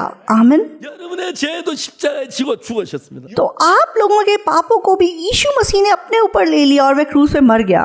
तो अब हमें कुछ करना है ऐसा नहीं है, हमें क्रूस की ओर देखना है 믿는 겁니다. और यीशु मसीह पे विश्वास करना है। 십자가에서 내 죄가 끝이 났어. क्रूस के ऊपर मेरा पाप खत्म हो गया। 자, 예수님 피 흘려 죽으셨어. तो उसने क्रूस पे अपना लहू बहाया और वह मर गया। 받으셨어. मेरे पाप की सब सजा उसने पा ली, 끝이 났어. मेरा पाप खत्म हो गया। 난 इ제 깨끗해. तो अब मैं साफ हूँ, 거룩해. अब मैं पवित्र हूँ। 이렇게 믿는 게 예수를 믿는 것입니다. तो इस प्रकार से विश्वास करना, यीशु पे विश्वास करना है।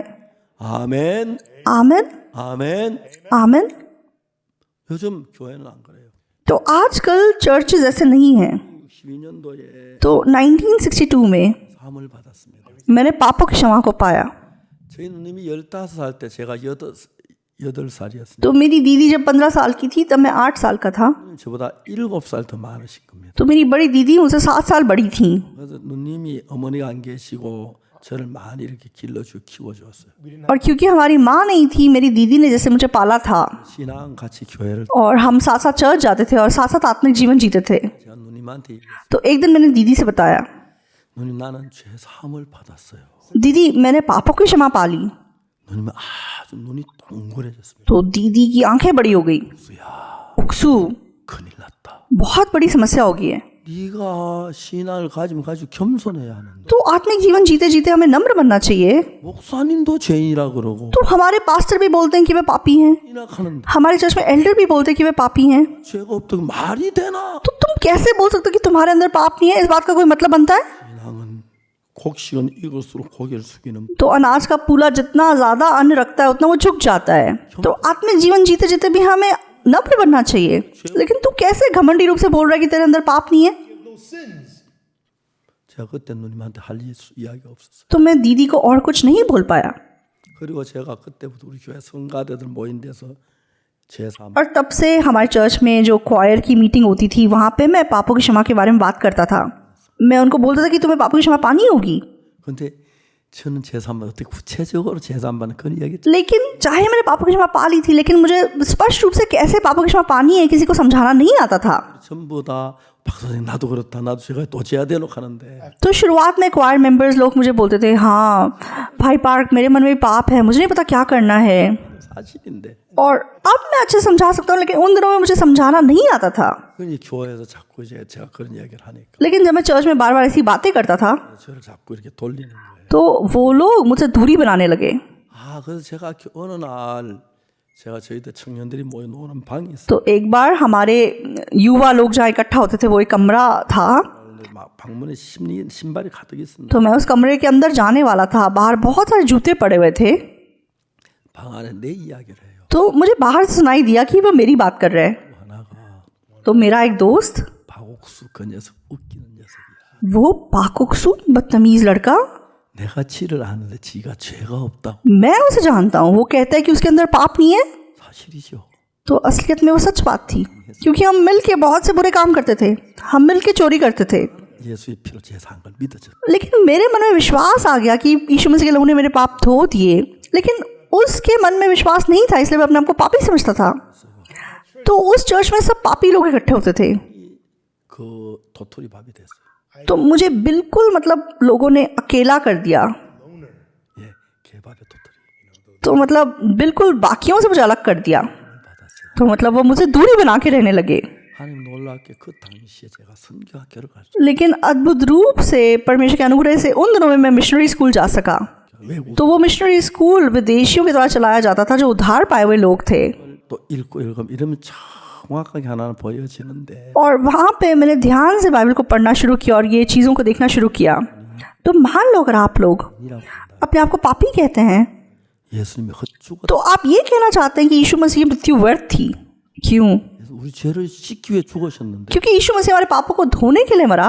죄가 남아 있다면 तो अगर मेरा पाप अभी बाकी है, 빼었다는 이야기밖에 안 돼. तो इसका मतलब यही हुआ कि यीशु मसीह फेल हुआ। 제사만 뭐 환상을 보고 다 그 엉터리예요. तो कुछ लोग बोलते हैं कि हाँ, पापों की क्षमा पाने के लिए आपको कोई दृश्य दिखाई देना पड़ेगा, आपकी आंखों में से आंसू आने पड़ेंगे, आपको दुख महसूस होना पड़ेगा।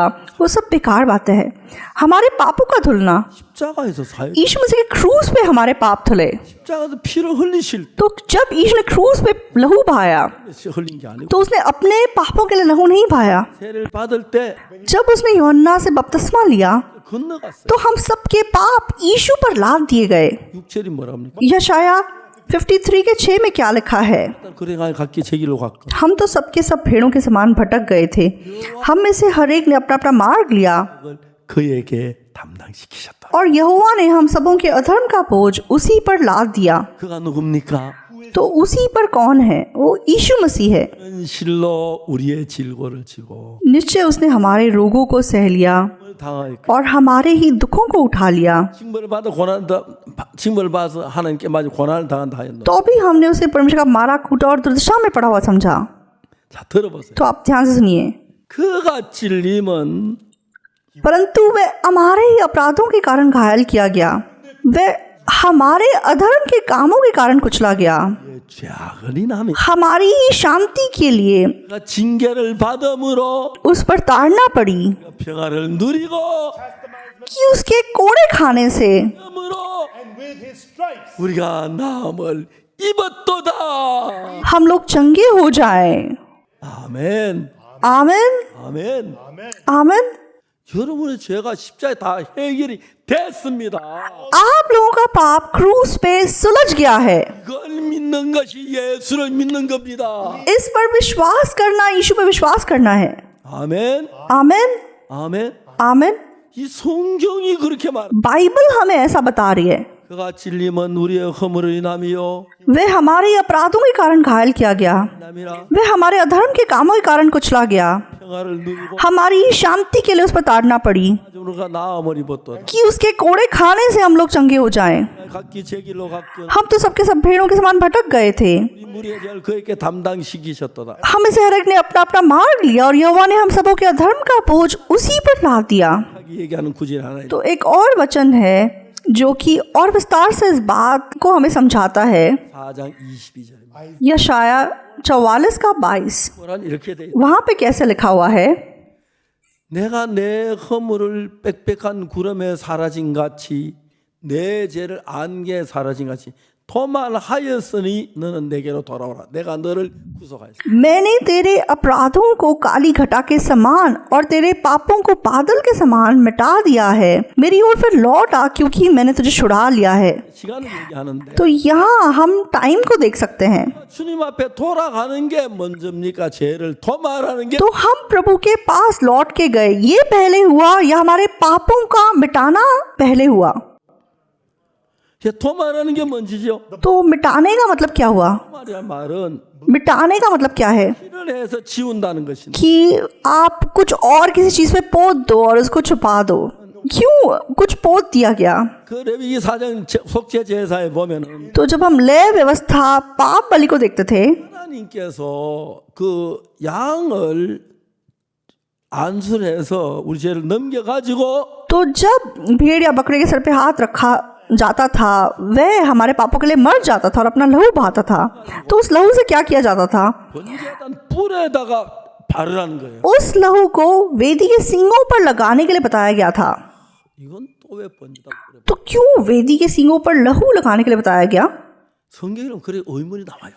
तो बाइबल में ऐसे बहुत सवाल हम देख सकते हैं। 더 그래서 안경 끼고 तो मैं रोज मतलब 찾아요. And I searched. अपनी ऐनक पहनता हूँ और बाइबल में ढूंढता हूँ तो क्यों वेदी के सींगों पर लहू लगाया गया? 성경을 10번 읽고 20번 읽고 30번쯤 읽었었을 때 तो जब मैंने बाइबल को 10 बार 20 बार 30-40 बार जब पढ़ा तो मैं इसकी जैसे एक पूरा एक ढांचा देख पाया। 50번 읽고 60번 읽을 때 और जब मैंने बाइबल को 40 50 60 बार पढ़ा 참 맞았어요. तो एक करके जैसे जोड़े जुड़ते चले गए। 신기한 거. तो बहुत मुझे अद्भुत लगा। 자 이제 왜 아까 그 얘기했잖아요.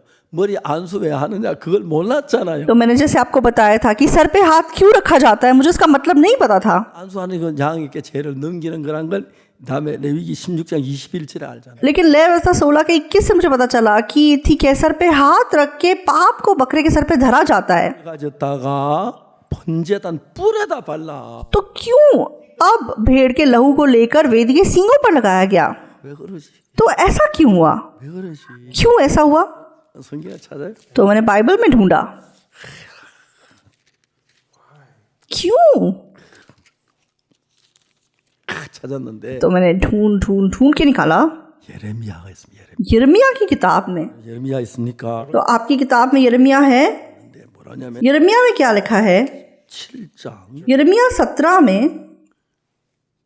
1절 17 के 1 में 유다의 죄는 금강석 끝 철필로 기록되되 यहूदा का पाप लोहे की टांकी और हीरे की नोक से लिखा हुआ है। 그들의 마음판과 그들의 담불에 새겨졌구나. वह उनके हृदय रूपी पट्टियां और उनकी वेदियों के सींगों पर भी खुदा हुआ है। 하나님이 죄를 두 곳에 기록하셨는데 तो परमेश्वर ने पाप को 2 जगह दर्ज किया है। 예를 들어서 이제 하나님하고 나하고 거래를 한다면 तो मान लो अगर परमेश्वर और मेरे बीच में कोई जैसे डील चल रही है, तो मान लो कि मैं मतलब घड़ी बेचता हूँ और पास्टर जोसेफ मेरे से घड़ी खरीदते हैं और उनके पास पैसे की कमी थी तो उन्होंने थोड़ा सा मतलब कर्ज ले लिया। Suppose he took $50,000 worth of watches on 그러면 이제 박광 목사도 자기 노트에다 적어야 하고 나도 그걸 적어놔. तो फिर वो भी अपने लेखे में लिख के रखेंगे और मैं भी अपने लेखे में लिख के रखूंगा। 왜 사간지 가지고. तो हाँ, आपने उधार पे लिया था, आपको पैसे देने हैं, मैं उनसे मांगूंगा।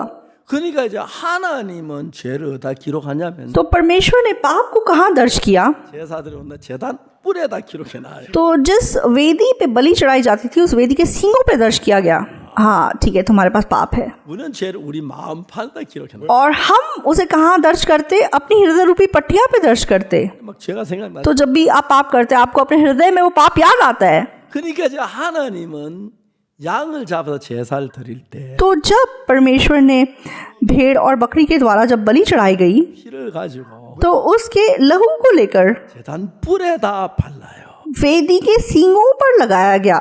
자 레위기 4장 लेवी व्यवस्था 4 그 이야기가 나와요. उस बात को स्पष्ट रूप से दिखाया गया है। 찾아봅시다. तो हम लेवी व्यवस्था 4 देखेंगे।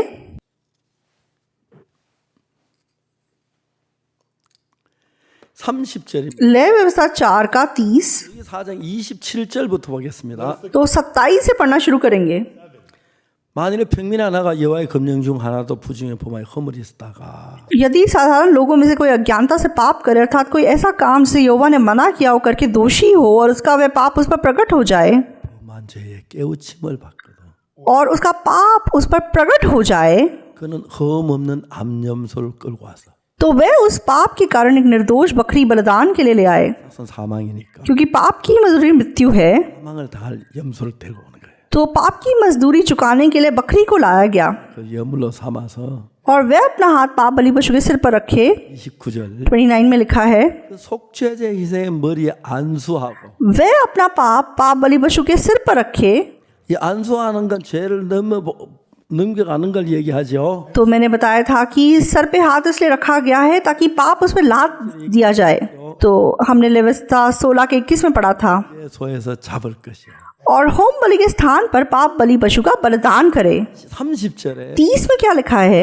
제사장 손가락 그 피를 찍어 번제단 뿔에 바르고 और याजक उसके लहू में से अपनी उंगली से कुछ लेकर होम बलि की वेदी के सींगों पर लगाए। 자, 번제단 뿔에 피를 바르는 이유가 뭐냐면은 तो वेदी के सींगों पर लहू लगाने का मकसद क्या है? 우리의 죄를 번제단 뿔에다 기록해 놨는데 परमेश्वर ने हमारे पाप को उस वेदी के सींगों पर दर्ज किया है, 양이 죽은 그 죄를 사했으니까 और अब क्योंकि बकरी मर गई और उसकी कीमत चुक गई, तो लहू से जैसे उस पाप को मिटाया जाता है। 해서 지운다 그럴 때 मिटाने का मतलब उसके ऊपर लहू लगा के पाप को मिटाया गया है। हमारे पाप का जो लेखा था वो मिटा दिया गया उस बकरे के लहू के द्वारा। 예수 그리스도의 피가 하늘나라에 기록된 모든 죄의 기록을 지우고 तो उसी प्रकार यीशु के लहू ने स्वर्ग में जो हमारे पाप का लेखा था वहां पे उसने अपना लहू लगा के उस लेखे को मिटा दिया। तो हमारे मन में जो पाप है उसको हम कैसे धो सकते हैं, उसे हम उस लेखे को हम कैसे मिटा सकते हैं? हाँ, मैंने ये पाप किया, मैंने झूठ बोला, मैंने ये गलत किया, तो उसको कैसे आप मिटाएंगे? 믿음으로 उसको हम विश्वास से मिटाते हैं। 이 죄 तो ये पाप, 못 박혀 죽으면서 इसके लिए यीशु मसीह क्रूस पे मर गया, इसलिए ये पाप धुल गया। 믿으면서 तो जब हम विश्वास करते हैं तो वो मिट जाता है।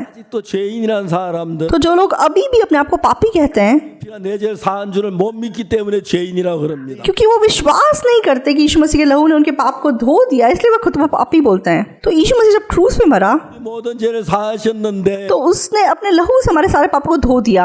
깨닫지 못하면 अगर आप उस सच्चाई को नहीं जानेंगे 죄인이라고 말합니다. तो आप अपने आप को पापी कहते रहेंगे। 죄가 있는지 없는지 잘 그걸 내가 확인할 수 없기 때문에 तो मेरे अंदर पाप है या नहीं है, मैं उसे नहीं समझ सकता। 성경을 읽 तो इसलिए मैंने बाइबल को, परमेश्वर के वचन को पढ़ा, और बाइबल ने मुझे क्या बताया 죄의 기록이 다 지워졌다. कि मेरे पाप का सब लेखा मिटा दिया गया। 어디에도 우리 죄의 기록이 남아 있지 않습니다. तो स्वर्ग में कहीं पे भी हमारे पाप का लेखा मौजूद नहीं है। 가장 중요한 것은 सबसे जरूरी बात क्या है?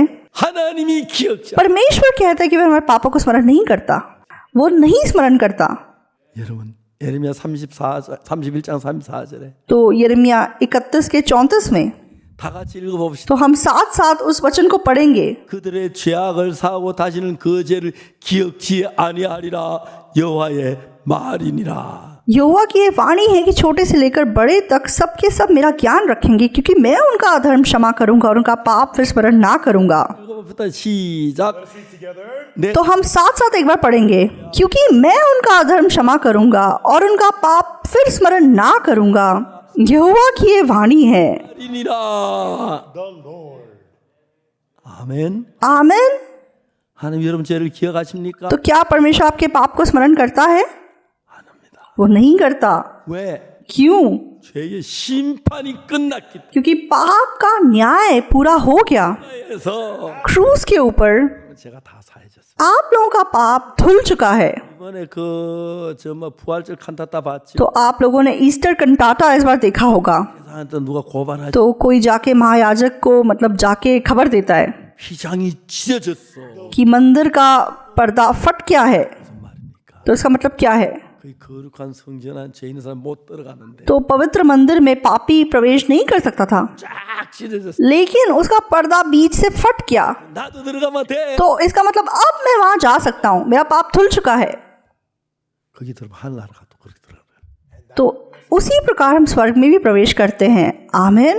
죄인입니까? क्या आप लोग पापी हैं?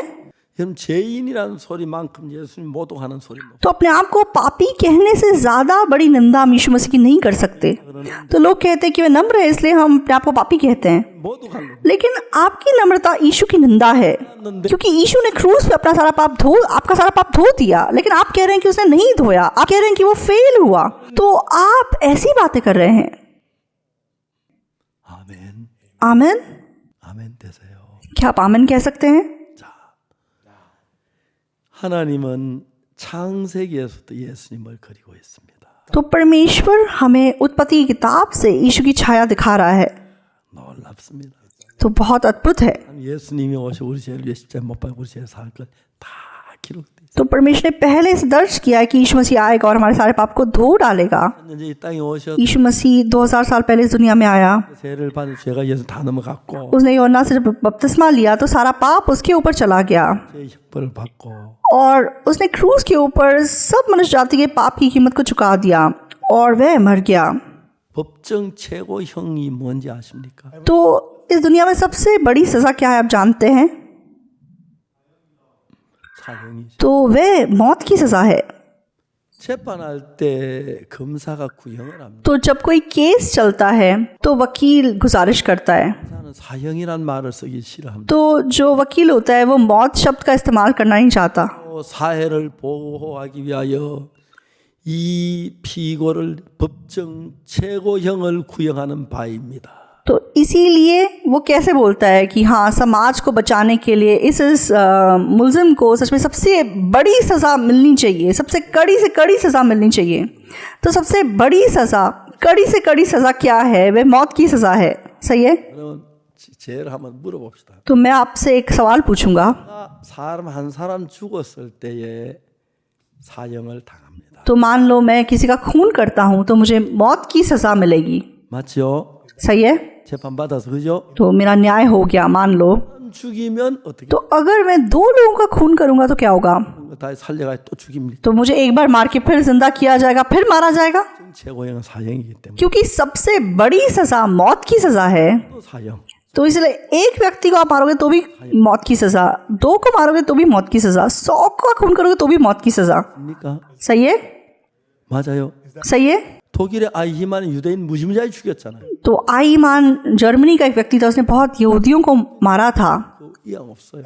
लेकिन मौत की सजा से बढ़कर सजा उसे नहीं दी जा सकती थी। 이제 교도 같이 그 있던 그 사람 किम की संग भाई ने जिस व्यक्ति के द्वारा जेल में मतलब उद्धार पाया था, जिसके द्वारा उसको पापों की क्षमा का सुसमाचार की किताब मिली थी, Give him the forgiveness of sins book. 군인인데 총을 가지고 तो वो एक फौजी था और उसने क्या किया कि एक दिन एक बंदूक उठाई और उसमें 16 गोलियां डाली 그 사람 정확하게 6명 다 죽였어. और उसने 6 लोगों का खून किया था। 사람 사형 당했어. उसको सच में फांसी की सजा हुई 끝나버렸어. और फिर उसका पाप खत्म हो गया।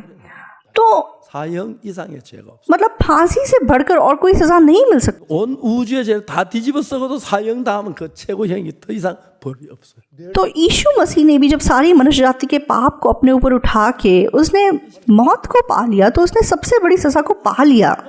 십자가에 못 박혀 죽으셨어. तो यीशु से ज्यादा बड़ी सजा उसे नहीं जा सकती। अपनी मौत के द्वारा हमारे सारे पापों की कीमत चुका दी, 맞습니다. तो हमारे पापों की सजा पूरी हो गई। 그리고 하나님 우리를 보고 의롭다 그랬어. इसीलिए परमेश्वर हमें देख के हमें धर्मी कहता है। 아멘. आमीन। 우리를 보고 거룩하다 그랬어. इसीलिए परमेश्वर हमें पवित्र कहता है। 23절에 तो रोमियो 3:23 में 죄를 범하였으면 하나님 영광 이르지 못하더니 इसलिए कि सबने पाप किया और परमेश्वर की महिमा से रहित हैं, 구속으로 말미암아 परंतु उसके अनुग्रह से उस छुटकारे के द्वारा जो मसीह यीशु में है 의롭다 하심을 얻은 자 되었느니라. सेंत में धर्मी ठहराए जाते हैं। Redemption that is in Christ Jesus. 자, 이제 우리는 그 제단 뿔은 피를 발라가지고 제 기로 지우고 तो वेदी के सींगों पर लहू लगाया गया और पाप का लेखा मिटाया गया, 마음의 죄는 믿음으로 지웁니다. और हमारे मन में जो पाप है हम उसे विश्वास से मिटाते हैं। तो चाहे हमें हमारे पाप याद आते हैं, हाँ, चाहे आपने पाप किया वो सच है, हाँ आपने झूठ बोला, आपने चोरी की है, आपने बुराई की है, लेकिन 이 모든 죄의 벌을 받으셨어. यीशु मसीह ने इस सब पाप की सजा पा ली। 내 죄의 심판은 십자가에서 끝이 났다. तो मेरे पाप की सजा क्रूस के ऊपर पूरी हो गई। 아까 성경에 하나님이 의롭다고 하셨습니다. इसीलिए बाइबल में जैसे हमने पढ़ा अभी, परमेश्वर हमें धर्मी कहता है, 죄를 범하였으면 하나님 영광 이르지 못하더니 इसलिए कि सबने पाप किया है और परमेश्वर की महिमा से रहित हैं, 예수 안에 있는 구속으로 말미암아 परंतु उसके अनुग्रह से उस छुटकारे के द्वारा जो मसीह यीशु में है 하심을 얻은 자 됐느니라. Being just सेंत में धर्मी ठहराए जाते हैं। that is in Christ Jesus. 하나님께서 तो परमेश्वर कहता है 은혜로 값없이 यीशु मसीह के अनुग्रह से सेंत में, तो वह पासपा को क्या कहता है? पासपा को बोलता है कि तू धर्मी है। पासा जोसेफ तू भी धर्मी है। So justified. 여기 있는 वहाँ जो बहन बैठी है वो भी धर्मी है, वो भाई भी धर्मी है, 안경 낀 자매도 의롭다. तो पीछे बैठी बहन भी धर्मी है। 맞습니까? आप सही है। 의롭다 그랬습니다. परमेश्वर ने हमें धर्मी कहा है। 그러면 의로운 것입니다. तो इसलिए आप लोग धर्मी हैं। 여러분 우리가 죄인이라고 하면은 तो अगर हम लोग अपने आप को पापी बोलेंगे 십자가를 모독하는 죄입니다. तो वो यीशु के क्रूस के निंदा करने का पाप है। 근데 तो यीशु ने हमारे सारे पाप धो दिए हैं। अगर हम अपने आप को पापी कहते रहेंगे, इसका मतलब हम ये बोल रहे हैं कि यीशु मसीह क्रूस पे फेल हुआ। 저는 믿었습니다. तो मैंने विश्वास किया 십자가의 피가 내 모든 죄를 사한 것을 यीशु मसीह ने क्रूस पे मेरे सारे पाप धो दिए। 말씀입니다. तो परमेश्वर ने क्या बोला? 내 허물을 빽빽한 구름에 사라진 것 मैंने तेरे अपराधों को काली घटा के समान 도말하였어. और तेरे पापों को बादल के समान मिटा दिया है। मेरी ओर फिर लौट आ, क्योंकि मैंने तुझे छुड़ा लिया है। 점니까 돌아오는 게 먼저. तो पहले उसने पापों को मिटाया या पहले उसने लौटने के लिए कहा? 도말이 먼저. तो उसने पहले मिटाया, 도말해 놨으니 क्योंकि मैंने मिटा दिया है, 이렇게 나 क्योंकि मैंने तुझे धर्मी बना दिया है, 해 놨. मैं क्योंकि तुझे पवित्र कर दिया है, इसलिए तू लौट आ। 아멘. आमेन।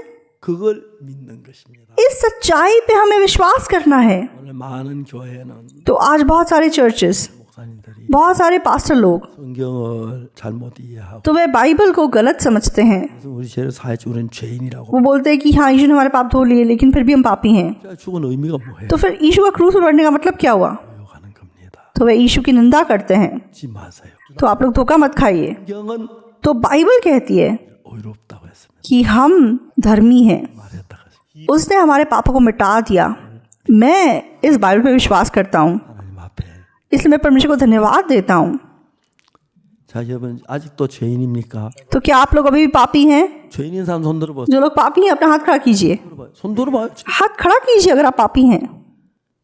우리 더러운 죄인이었는데 तो हम गंदे गिनौने पापी थे, 예수님 피로 눈처럼 씻어졌습니다. लेकिन यीशु के लहू से हमारे पाप बर्फ की तरह सफेद साफ हो गए। ऐसा नहीं है कि मैंने कुछ किया है, यीशु मसीह ने सब कुछ किया है। 다 내로 हे परिश्रम करने वालों, बोझ से दबे हुए लोगों, मेरे पास आओ, मैं तुम्हें विश्राम दूंगा। आमीन, हालेलुया। हम इस अद्भुत सच्चाई पे विश्वास करते हैं। 감격스럽습니다. तो कितना हमारा मन छुल गया है। 이야기를 할 수 있었어요. तो मैं आपसे आज ये बात कर पा रहा हूँ, इतना खुश हूँ। 이런 말 स्पष्ट बात क्या है, मैंने बहुत लोगों के साथ ये वचन बांटा है। 용서해달라고 울고 비는 사람도 많아. बहुत लोग आज भी पापों की क्षमा के लिए रो रो के प्रार्थना करते हैं। 죽지 않는다 그러는데 तो यीशु मसीह कहता है कि मैं हमारे पापों को स्मरण नहीं करता। वो कहता है कि उसने हमारे पाप धो दिए हैं, 성경을 잘 몰라서. लेकिन लोग बाइबल को ठीक से नहीं जानते। 여러분 다 의인이 되셨습니까? तो क्या आप सब लोग धर्मी हैं? हाँ, धन्यवाद। 기쁜 날 주 나의 죄 다 씻은 날. खुशी का दिन जब यीशु ने मेरे पाप धोए। हालेलुया। 주님을 찬양합니다. हम परमेश्वर की महिमा करते हैं। हम प्रार्थना करेंगे। 거룩하신 하나님 아버지 앞에 감사드립니다. पवित्र पिता परमेश्वर तुझे धन्यवाद देते हैं। 성경에는 짝이 있는데 तो बाइबल में हर वचन का जोड़ा है। 잘 모르고 열심히 율법 지키는 데만 마음에 쏟아져 있었습니다. प्रभु, हम जब ये नहीं जानते थे तो हम व्यवस्था का पालन करने की कोशिश कर रहे थे। आज रात आप 성령으로 충만케 하시고 पवित्र आत्मा से हमें भर दीजिए। 십자가의 피로 우리 죄를 사한 걸 믿게 해주옵소서. हमें विश्वास करने दीजिए कि यीशु मसीह के लहू ने हमारे सब पाप को धो दिया है। हम उसकी महिमा कर सकें और पापों की क्षमा करके उसके नाम की पढ़ाई कर सकें। धन्यवाद। 또 이름으로 기도드립니다. यीशु मसीह के नाम से प्रार्थना करते हैं। आमीन। 여러분 대단히 감사합니다. सबों को धन्यवाद।